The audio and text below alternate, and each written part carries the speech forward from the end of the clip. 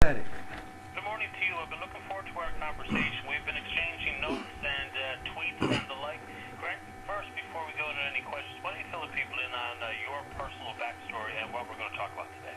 Okay, well, I decided to write it down to make it a little easier for myself, if that's okay. Excuse me.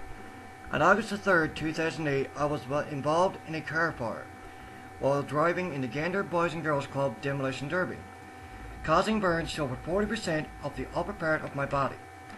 I spent 2.5 months in an induced coma. The fire left me with burns on my face, hands, arms, and my back. I spent over a year in hospital having skin grafts and therapy. One day I was a normal looking man, and 2.5 months later I woke up full of bandages, a tube coming from my stomach for feeding, a trach in my throat, and tubes in my chest, which I assumed was to release fluid from my lungs. On August 26, 2009, I was finally released from the hospital. Going out in public was my biggest challenge. Having people stare at me, talking about me, was so hard. Bringing my daughter, who was at the time 5 years old, around stores and her seeing people staring and kids pointing at me was so very hard. I felt so alone as a burn survivor.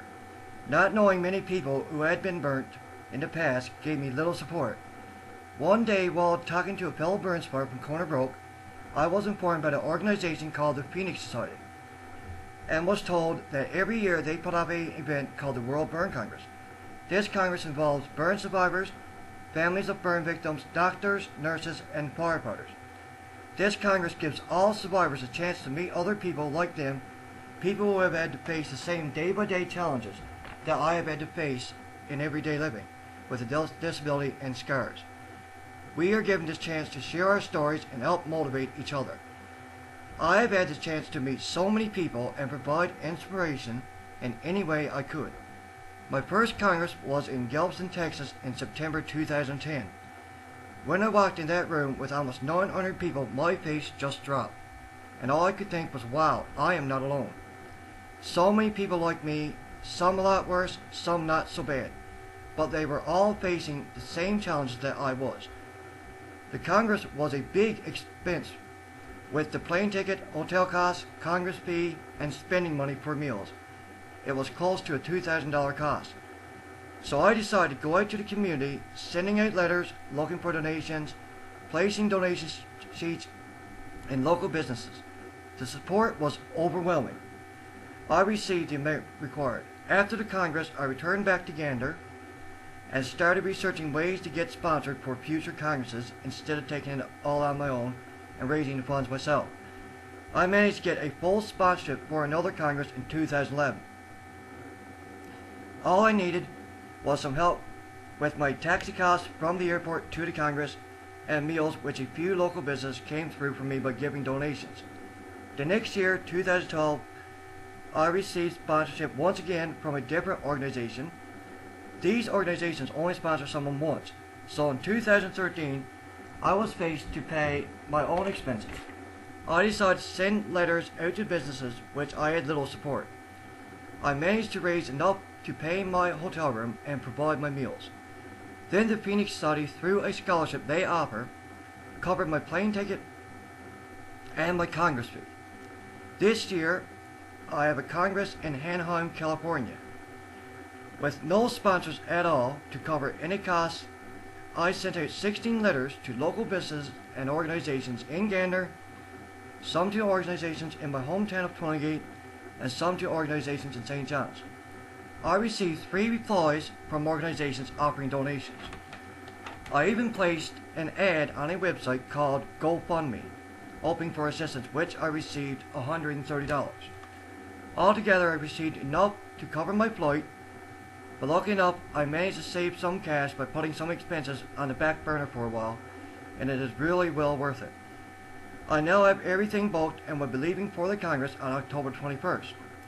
The reason why I wanted to talk to Open Line today is to stretch the importance of these Congresses and how important they are to me and other survivors, how they are so helpful.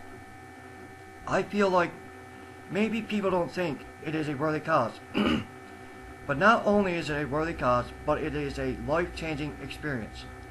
I'd also like to inform anyone out there that have been burnt, no matter if it's a small burn or a big one. This Congress is out there. It happens every year, and also every second year there is a Canadian burn Congress. I'd like to say to them, you are not alone. You don't need to fear showing your scars. You don't need to be ashamed. There is a big family of us.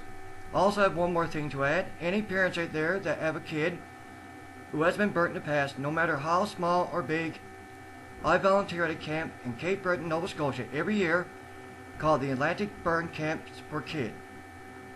We accept any burn injured child between the ages of 6 and 17. It doesn't matter how big or small the injury. Some parents may think, my kid only has a small scar on their body, why should they attend?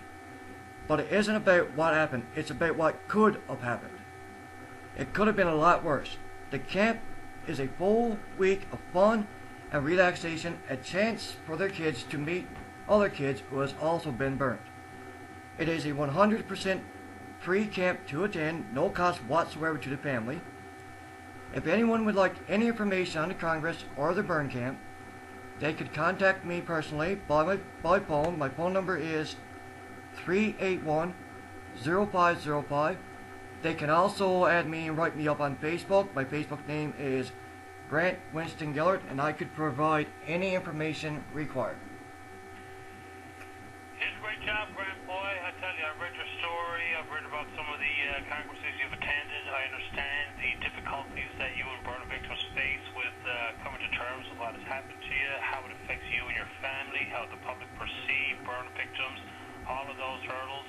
I think you've done a great service to the people out there today who are in a similar boat as you, and let's hope that they reach out to you to get information they could really make some hay with and do great things for themselves and their own self-esteem, and to know that they're not alone. If you want to call Grant, give him a shout at 381-0505, and on Facebook his name is Grant Winston Gillard. I'm going to leave it at that, Grant. I think you did everything you needed to do this morning. It was valuable information. I wish you and your family nothing but the best. Stay in touch. Let me know when I can help. Actually, Patty, one little thing I'd like to throw out a big congratulations to my buddy Pat Stamp. I know you're aware he received the local area award on the BOCM. Yep. He's a good friend of mine and a great man. I'd just like to throw out a great big congratulations to him as well. I appreciate your time this morning, Grant, and congratulations, Mr. Stamp. You stay in touch. Thanks, pal. Thanks, buddy. All the best. Bye.